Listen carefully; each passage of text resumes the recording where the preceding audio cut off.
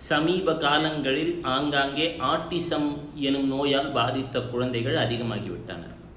இது என் வாழ்க்கையில் என் குருநாதரால் நிகழ்த்தப்பட்ட ஒரு உண்மை சம்பவம். ஒரு 6-7 வருடங்கள் முன்னால் அவர் வாழ்ந்த காலத்திலே நிகழ்ந்த ஒரு சம்பவம். ஒருவர் வருகிறார்.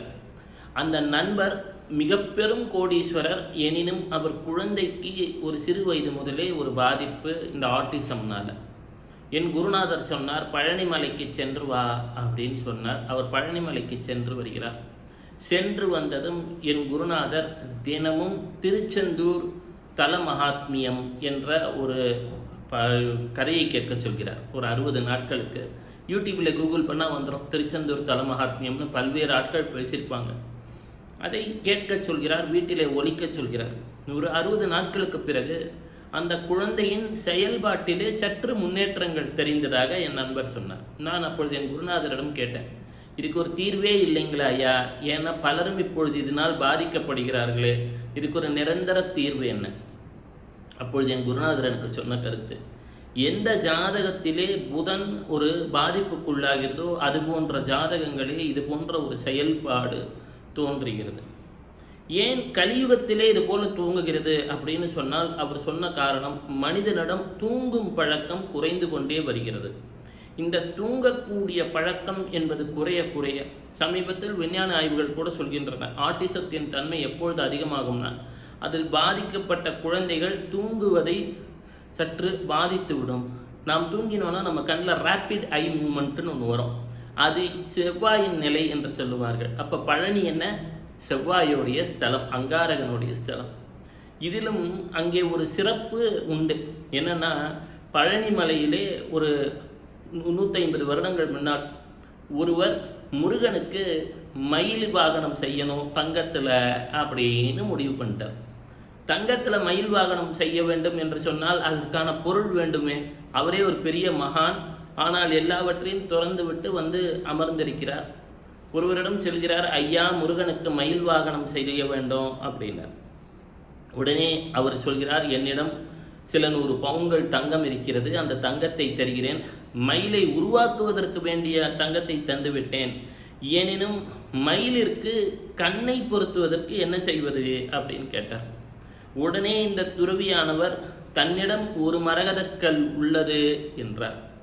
மற்றொரு மரகதக்கல்லுக்கு என்ன செய்வது? அப்போ அதே போல ஒரு மரகதக்கல் வேண்டும் அல்லவா? முருகா, முத்துக்குமரா, வடிவேலா, சண்முகா, குஹா, என்னை ஆளும் அரசே, என் அப்பனே, என் துரையே, என் இறையே, என் நாதா அப்படின்னு மனசுருகி வழிபட துவங்குகிறார்.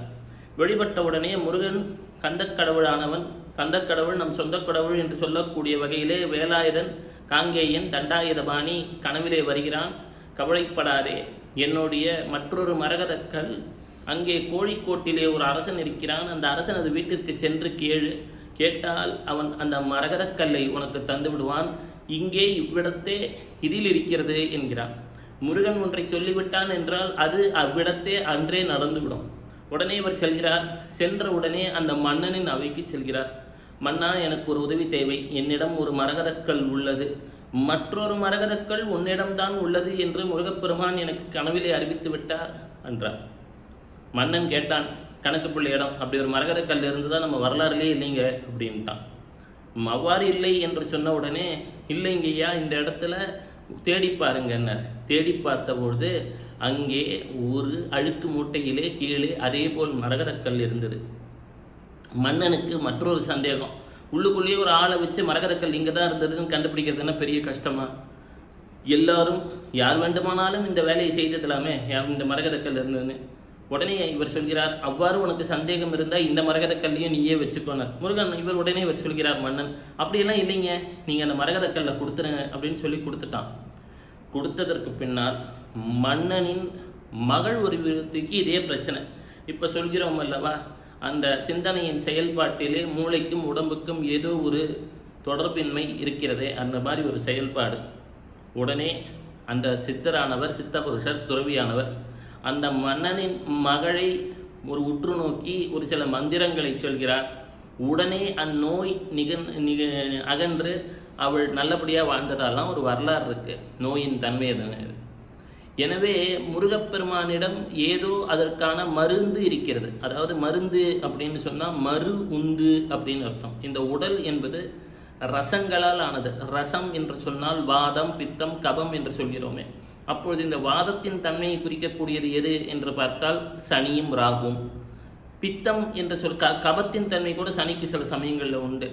அப்பொழுது பித்தம் என்று சொல்லக்கூடியது வெப்பத்தை தரக்கூடியதான நமது செவ்வாயையும் சூரியனையும் குருவையும் கூட சொல்லலாம் சில நிலைகளிலே. அப்பொழுது இந்த கிரகங்களானது ஒரு நிலையிலே உள்ளே, அதே புதன் 3 தன்மைகளும் கொண்டது. வாதம், பித்தம், கபம், அது செயல்பாட்டுக்கு ஏற்றபடி நடந்துக்கும். அதனால தான் சில சமயங்களிலே புதன் ஒரு நோயை உண்டு செய்தால் 4 முறை அதற்கான பாதிப்புகளை ஏற்படுத்தும் என்பார்கள்.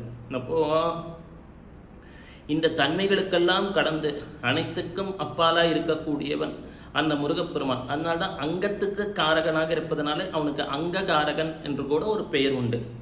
அது அந்த முருகப்பெருமான் இந்த உடம்பிலே ரசமாக இருக்கிறான். ரசம் என்று சொன்னால் என்னென்னா, உடம்பிலே செல்லக்கூடிய ஹார்மோன்ஸ், திரவங்கள், இந்த தலையில் இருக்கக்கூடிய செரிப்ரோ ஸ்பைனல் ஃப்ளூயிடு, இதெல்லாம். அதனால தான் அந்த முருகத்தண்டை போலவே அவனது கையிலே தண்டாயுத பாணியாக வெற்றிருக்கிறான்.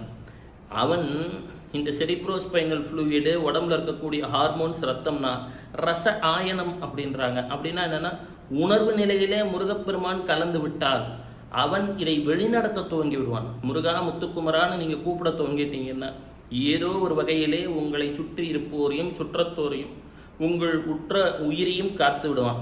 அவ்வாறு காத்துட்டான்னா அது மறு உண்டா செயல்படும். அந்த நீங்கள் சாப்பிடக்கூடிய உணவே மருந்தாக செயல்படும். அப்பொழுது இதை எதிலே காணலாம் என்று சொன்னால், எல்லாரும் ராமாயணத்தை படித்தா ராமர் கதை இருக்கும்னு நினைப்பான்.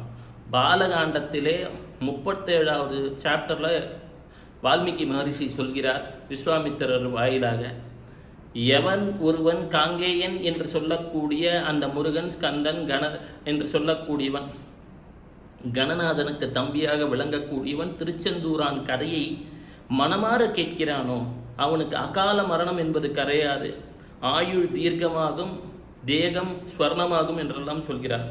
எனவே இந்த கதையை கேட்கும் நீங்கள் அவ்வப்போது திருச்செந்தூர் தல வரலாற்றை யூடியூபிலே தினமும் ஒரு 10-15 நிமிஷம் கேட்க துவங்குங்கள்.